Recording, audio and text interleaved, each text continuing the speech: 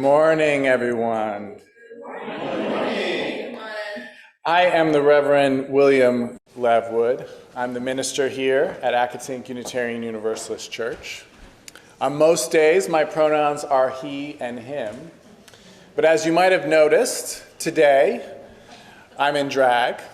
This was an auction item last year as we honored transgender rights with our justice focus last year. I put up in the auction, the opportunity to do a drag time, story time. So today is that day.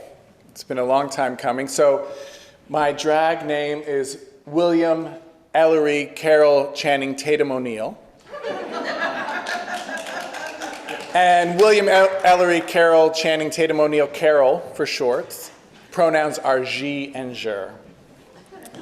So as we begin our special service this morning, which is also a multi-generational service, I invite you, if you're in person, to silence your phone. Whether you're in person or at home, to take a deep breath as we center ourselves for worship.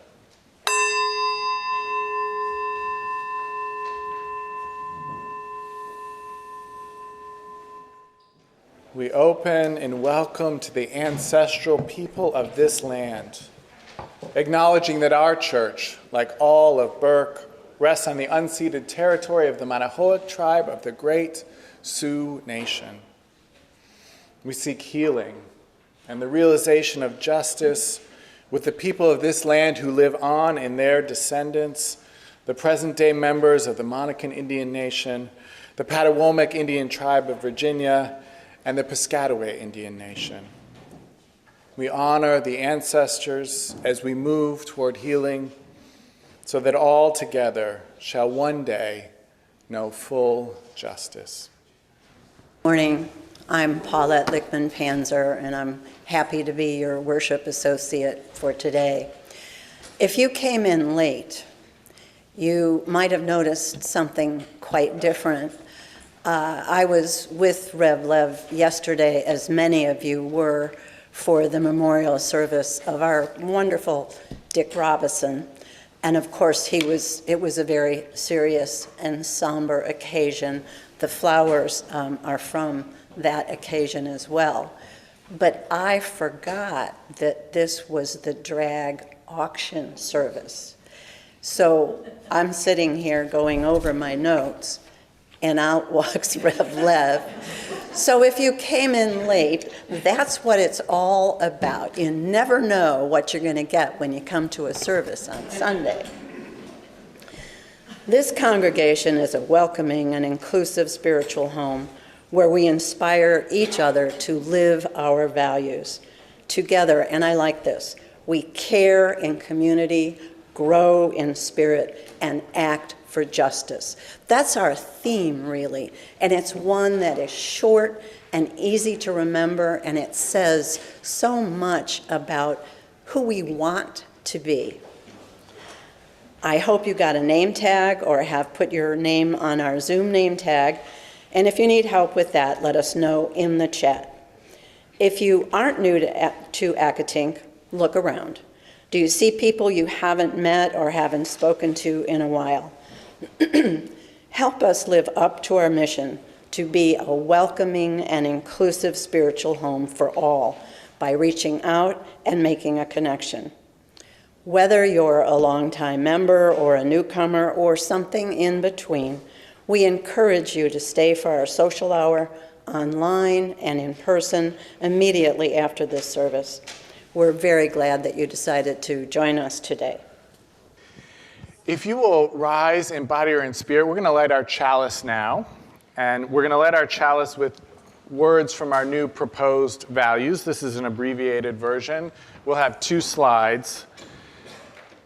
So if you'll join me in saying these words. Love is at the center of Unitarian Universalism. Love is the practice of our living tradition.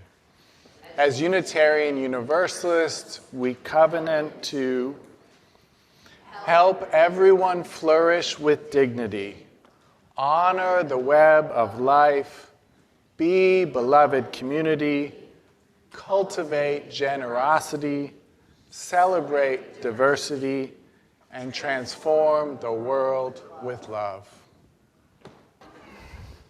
So we're in the month of Heritage.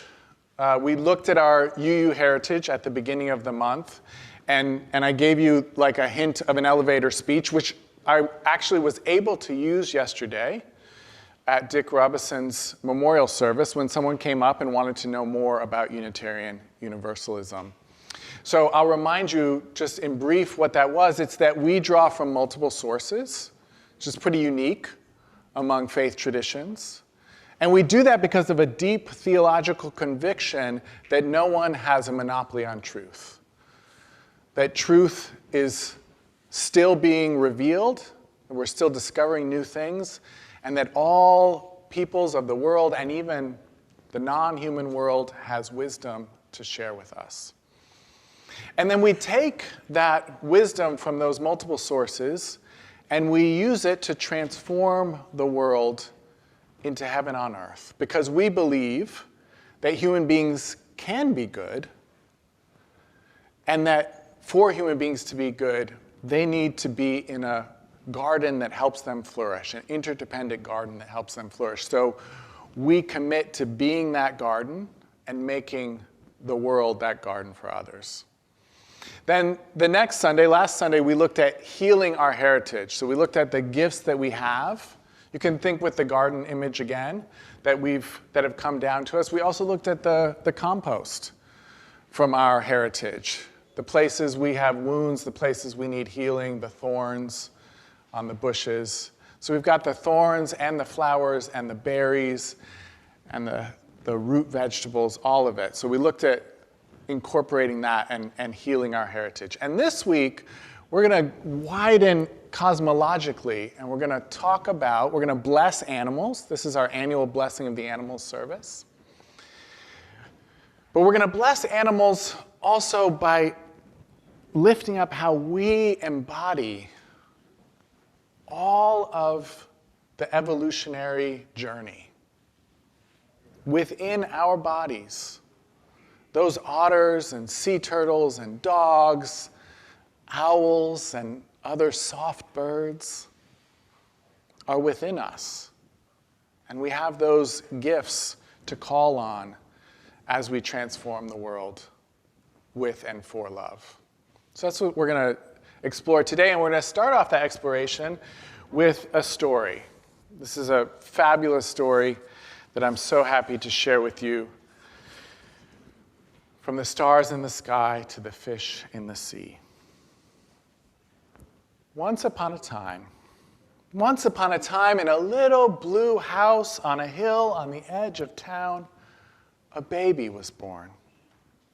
They were born when both the moon and the sun were in the sky, so the baby couldn't decide what to be, boy or girl, bird or fish, tree or star. The baby looked a little like everything. To be honest, they looked a little strange, but in a good way. The baby's mother every night gave her child a bath and rocked them in her arms, singing,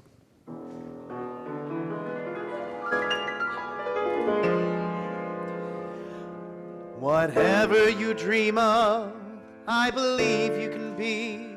From the stars in the sky to the fish in the sea. You can crawl like a crab or with feathers fly high. And I'll always be here, I'll be near standing by. And even though they still couldn't decide, the baby felt loved. Mulan grew up to be a strange, magical child who was always changing. They grew feathers and wings to fly with the bluebirds in the morning, scales and a tail to swim with the fish in the afternoons, and fur and paws to play with the puppies in the evenings. No matter how many things Mulan became, their mother always brought them back into the little blue house, gave them a bath, and tucked them into bed at the day's end. And each night as the stars rose in the sky, she sang, Whatever you dream of, I believe you can be. From the stars to the sky to the fish in the sea. You can go on a craft or with feathers fly high. And I'll always be here. I'll leave you standing by. and Mulan felt loved. I'm going to share a little reflection. I was mentioned already this idea that all of evolution lives within our bodies. So I want to ask you to explore that idea with me. We can see it even in our language. We talk about being a mama bear to describe the fierceness that mother mammals have for their children, protecting their children. Maybe there's been a time in your life when you've needed to hibernate like a bear. Who can think of other admirable qualities or qualities from animals, from trees, from the natural world that you feel called to embody or that you admire? Anybody? Strong like an oak. Strong like an oak. Yeah. When we feel in our integrity, we sit up a little straighter, we stand, or walk a little taller. We try not to be a scaredy cat, but sometimes we do that little cat hop. Yeah. Loyal like a wolf. Loyal like a wolf. Stories of dolphins protecting other species, including humans. So like, we can learn from animals to reach across species and across groups to care for each other. Yeah. Surviving adversity. Surviving adversity, and we can think of so many animals that embody that, and we can call on that image when we need to survive adversity. Wise as an owl. Wise as an owl. I love that one. I recently celebrated a birthday and I was given a mug with an owl on it. Wise as an owl. I like strong as an ox. Strong as an ox. Doing good work in the world that maybe doesn't get the credit it deserves. When you see a frog, you might think of a frog prince. When you see a frog, you might think of a frog prince. Yeah. Busy as a bee, I heard someone say. Or maybe an ugly duckling. An ugly duckling? That reminds us of the other theme of this service, to celebrate diversity and difference. Connie says if we're going to talk about toad princes, we have to remember sometimes you have to kiss a lot of toads before you get to the prince. So I'm sure there's more out there. But these are some of the ways that we can learn from the animals, the creatures, the critters that we share this planet with. And show respect and embody and call on those energies. Now, I want to offer a caution, which is, as I'm sure you know, especially if you have pets, right? Animals also have their individual personalities, right? So we make these general statements about species and things that species do, but each cat is different, right? Each dog is different. I have a cat who's a lover boy who will turn on a dime and bite and scratch you. You know, like that's not every cat. I lived with a cat years ago who spent almost its entire life hiding behind the couch. It's a very timid, shy cat, right? So just like human beings are diverse in our personalities and our gifts and talents that we bring to the world, within species, right? Animals have that as well. So the other thing that I think we can remember from animals, the other wisdom, is that we all want, or maybe we should say need, love. We need to give love to each other. We need to receive love from others. In fact, you could say it's all love. Love, love, love. Who's had the experience where the giving and receiving become one thing, and you don't even know whether you're the one giving or receiving, the one receiving or giving? It's all just love, love, love. So we're going to continue our story now and continue exploring love, particularly the example that we find in the mother in the story. Because one day, it was time for our child to go to school. They were so excited for their first day. So they grew a tail of peacock feathers and a coat of tiger stripes. Have fun, said Mulan's mother. But when they got to school, the other students were either boys or girls. They had no feathers, no scales, no leaves, no fur, no fins, not even, can you believe it, any sparkles. And no one invited Mulan to play. In fact, one little boy ran up to Mulan and asked, "What are you supposed to be?" Mulan didn't know how to answer. When they came home, their mother asked them how they had liked school.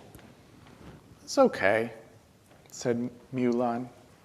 "Did you make any friends?" "Not really," said Mulan. That night, Mulan's mother tucked them into bed, and once again she sang.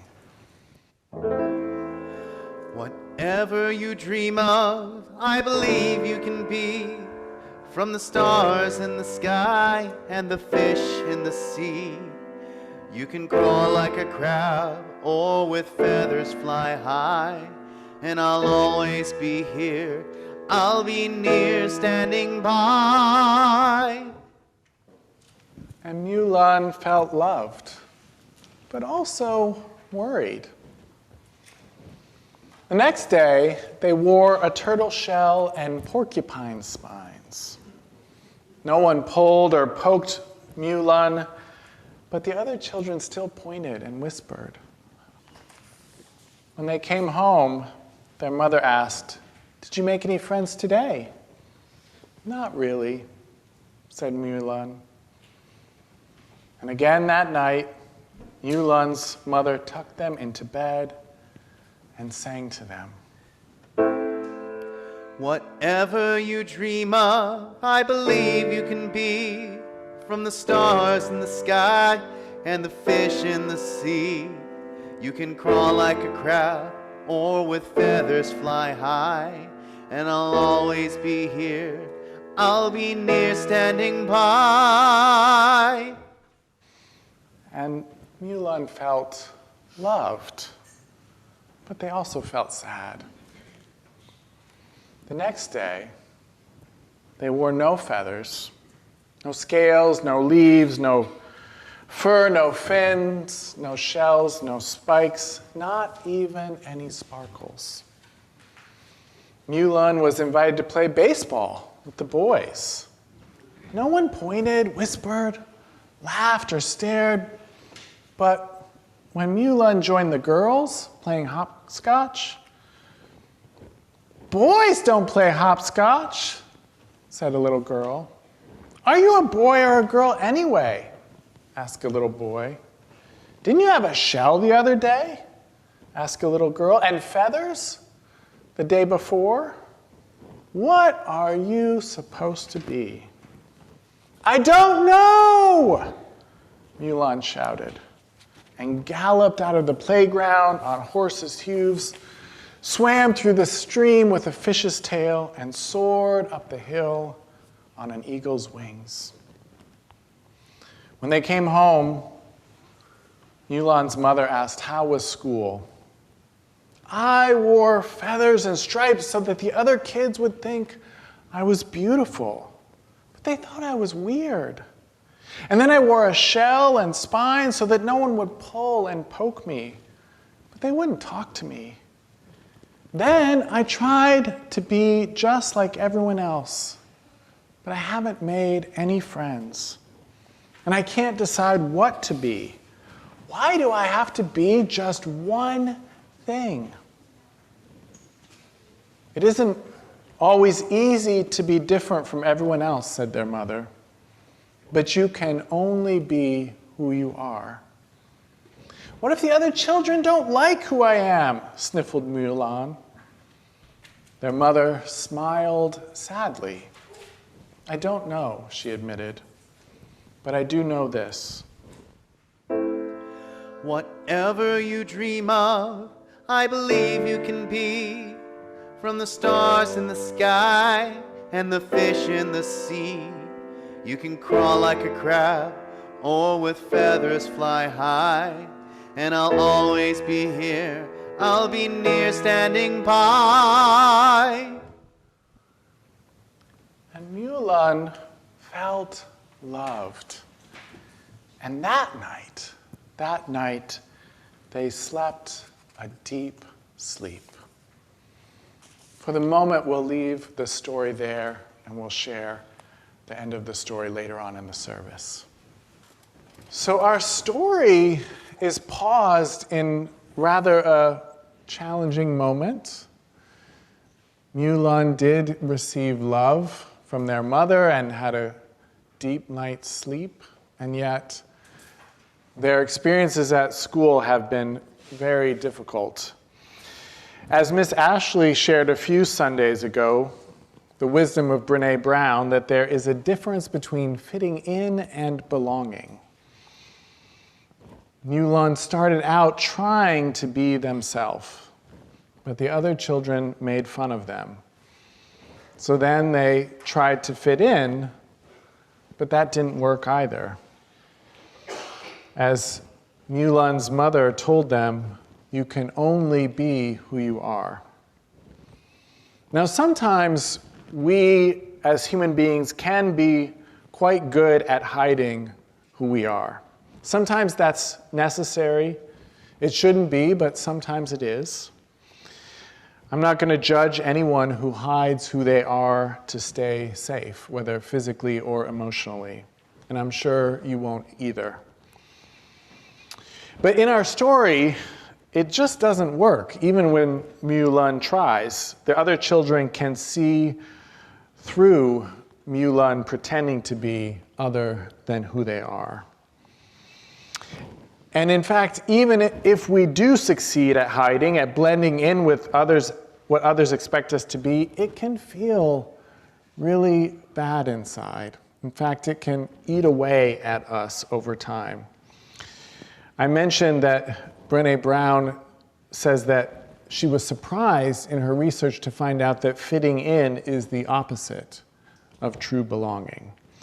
She says that's because when we change ourselves to fit in, we know we aren't really being accepted. We know that we don't truly belong. And inside, that feels terrible. Each and every one of us needs to feel that sense, that experience of belonging. So I want you to just imagine what might happen next in the story. Just think about it. Because whatever happens in the story, many different things happen in different people's lives who find themselves in the same dilemma that our character does.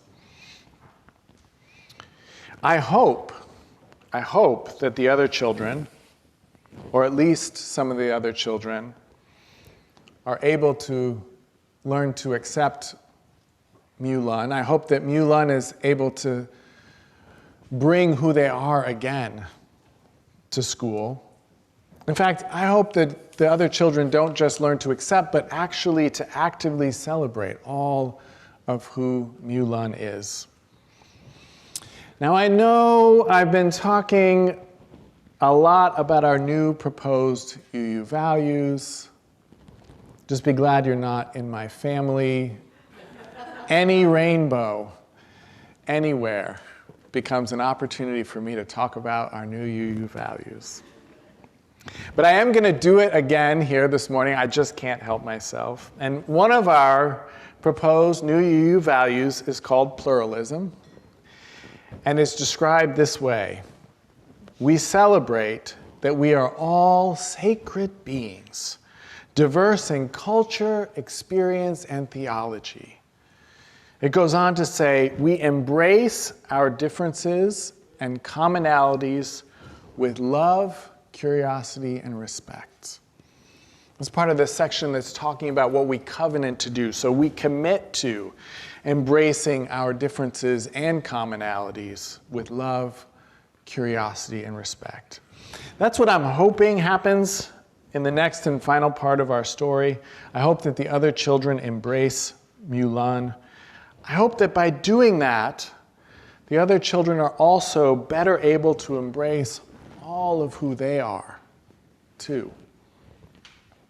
I hope that's what happens in the next part of our story, but it might not be. And even if that's what happens in our story, it isn't always what happens in our lives. Another part of our new proposed UU values says that love is the power that holds us together. I believe that to be true, and I believe that it's very, very important that love is, in fact, the most powerful force in the entire universe. And I know that everyone can find a community of people who loves them and celebrates them for who they are, for all of who they are.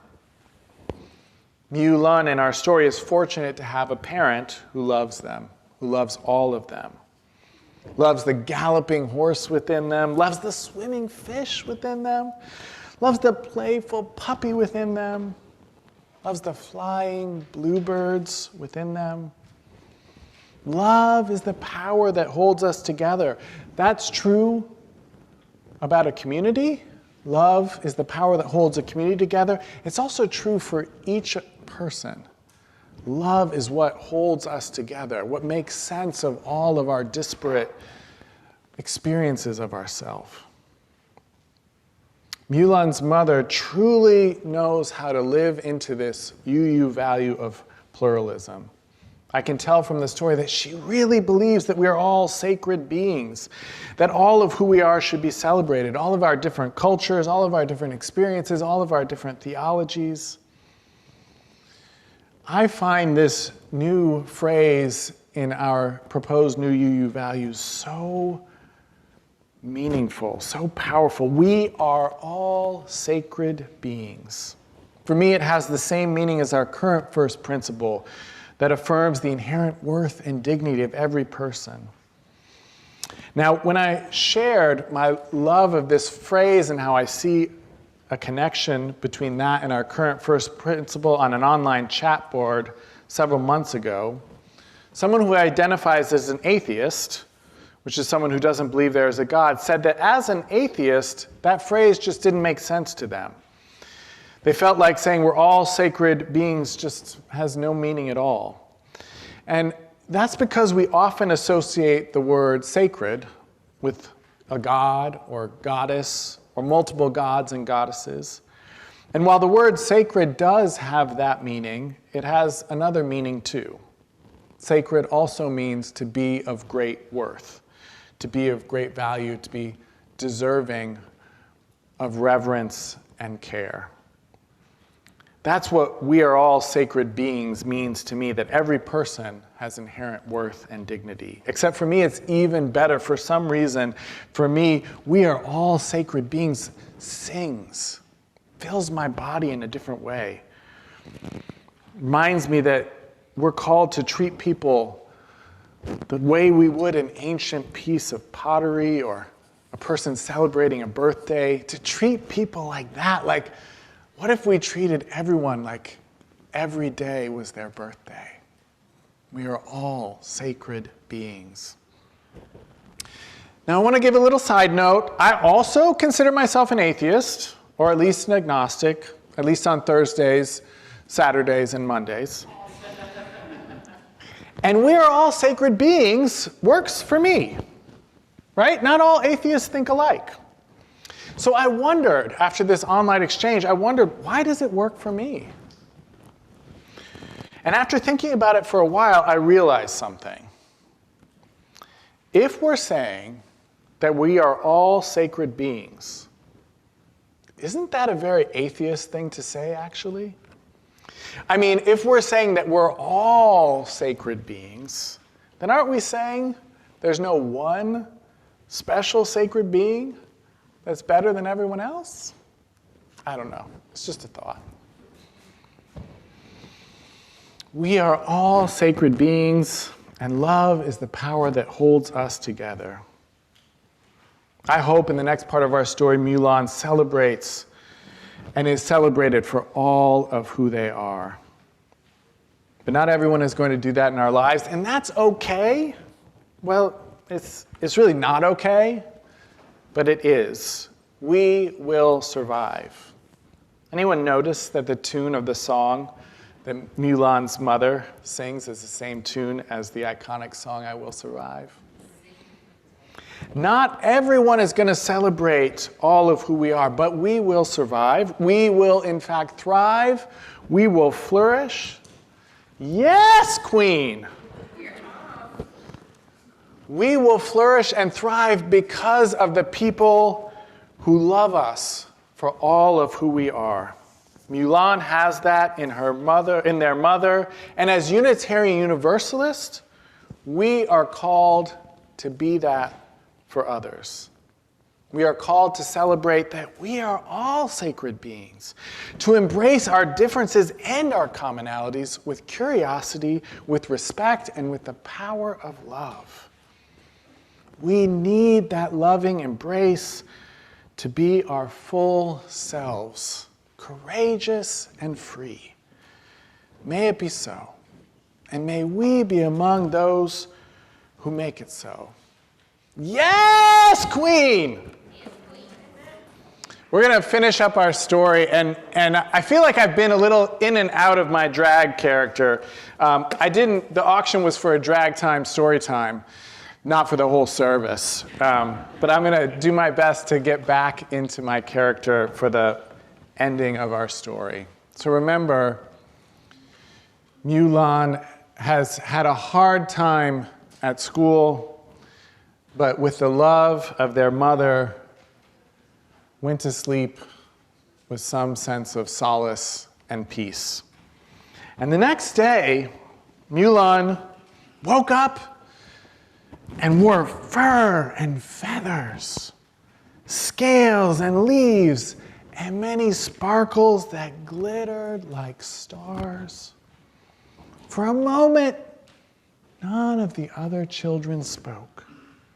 Then a little girl said, "You can fly? That's so cool! Isn't that cool?" "I like your sparkles," said a little boy. "I'm sorry I pulled your feathers," said the boy with the red hair. "I was just a little jealous of them." Mulan asked, "Does anyone want to play with me?" And then they showed the other children how to gallop like horses, how to climb like monkeys, how to swim like fish. It was so much fun to be many different things. And the child of fur, feathers, scales, leaves, and sparkles, who was neither boy nor girl, but many things and always changing, felt happy. And a little ways away, in that little blue house on the hill on the edge of town, Mulan's mother smiled and sang the song that her mother had sung to her once upon a time. No Notice heritage theme there. The song that her mother sang to her that then she,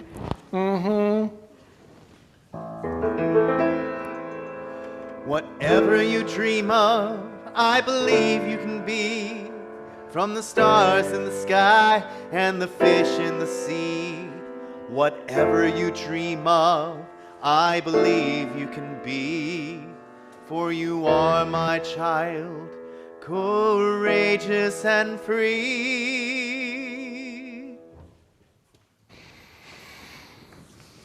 All right. So,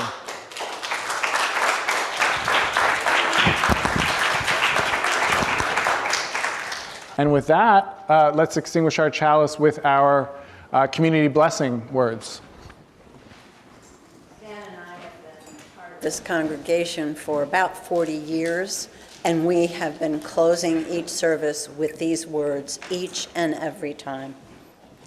This church is dedicated to the proposition that behind all our differences and beneath all our diversity, there is a unity that makes us one and binds us forever together in spite of time, death, and the space between the stars.